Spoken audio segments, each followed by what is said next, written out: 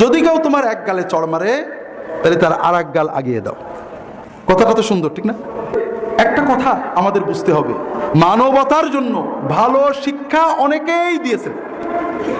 অনেক ধর্মগ্রন্থে, বিভিন্ন আদর্শ গ্রন্থে, কাব্য গ্রন্থে ভালো কথা পাবেন, কিন্তু ভালো কথাকে নিজের জীবনে শত প্রতিকূলতার ভিতরে দিয়ে বাস্তবায়ন করে দেখিয়েছেন, এরকম আপনি মডেল পাবেন না একমাত্র মুহাম্মদ রাসূলুল্লাহ সাল্লাল্লাহু আলাইহি ওয়াসাল্লাম।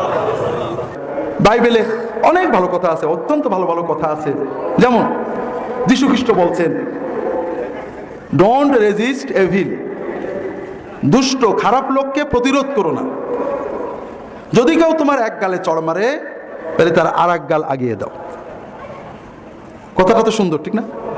সুন্দর, হ্যাঁ? এগুলো আসলে চমকদার এমটি কথা। আমরা যদি এটাকে মূলনীতি বানাই, স্কুল কলেজে বিশ্ববিদ্যালয়ে কোনো দুষ্টকে প্রতিরোধ করবা না, কেউ চড় মারলে আর এক গাল লাগিয়ে দিবা, তাহলে দেশ চলবে। কোনো পকেট মার যদি এক পকেটে নেয় তাহলে আর একটা পকেট খুলে দিও। কোনো ছেলে ধরা যদি একটা ছেলে চুরি করে আর একটা ছেলে আগিয়ে দিও, হবে নাকি? তবে সবচেয়ে বড় কথা হলো, এই কথাটা বলা সহজ, কিন্তু এটা বাস্তবে বাস্তবায়ন করা, প্রতিকূলতার ভিতরে ক্রোধের মাথায় আমি একজন মেরেছে, হঠাৎ চড় মেরেছে, আমি না রেখে আর একটা গাল এগিয়ে দিছি, একটা মডেলও পাবেন না। কথা বুঝতে পেরেছেন? বাইবেলে আসে, যীশু খ্রিস্ট বলছেন, কেউ যদি নিজের অন্য একজন মানুষকে, নিজের ভাইকে নির্বোধ বলে, গাল দেয়, সে নরকে যাবে। ভালো কথা, খুব সুন্দর কথা। কিন্তু বাইবেলে আছে যীশু খ্রিস্ট ইহুদিদেরকে যা তা বলে গালাগালি করছে, নিজের মার সাথে, নাউজুবিল্লাহ, এগুলো সঠিক হওয়ার কথা না। নিজের মাকে এক জায়গায় বলছেন, মা পিতা মাতার সমাদর করো, ভালো ব্যবহার করো। আরেক জায়গায় নিজের মা বলছে, আমাদের বাড়িতে তো মদ নেই, মদের কি ব্যবস্থা করবে? তিনি বলছেন, এই মহিলা, আমার সাথে আপনার কি সম্পর্ক? মাকে কি এই কথা বলা যায়? এটা কি আদব হলো না বেয়াদবি হলো?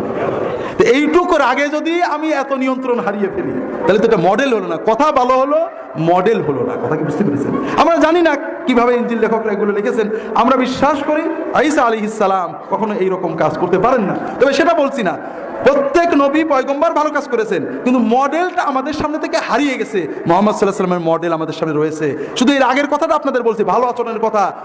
বুখারী মুসলিম অন্যান্য কিতাবের সহিহ হাদিস, আল্লাহ রাসূল সাল্লাল্লাহু আলাইহি ওয়াসাল্লাম হেঁটে যাচ্ছেন। আনাস ইবনে মালিক রাদিয়াল্লাহু তাআলা আনহু বলছেন, কুনতু আমশি মা রাসূলুল্লাহ সাল্লাল্লাহু আলাইহি ওয়াসাল্লাম, আমি রাসূলুল্লাহ সাল্লাল্লাহু আলাইহি ওয়াসাল্লামের সাথে হেঁটে হেঁটে যাচ্ছিলাম। ফাজা আরাবিয়ুন ফাআখাযা বিরিদাইহি ওয়া কানা আলাইহি রিদাউন ইয়ামানিয়ুন খাশিন। রাসূলুল্লাহ সাল্লাল্লাহু আলাইহি ওয়াসাল্লাম শীতের সময় একটা কুমা খসখসে একটা চাদর গায়ে দিয়েছিলেন। এক বেদুইন এসে চাদর ধরে টান দিয়েছে, জোরে টান দিয়ে বলে, এ মুহাম্মদ আতিনি, এ মুহাম্মদ আমাকে কিছু টাকা পয়সা দেন।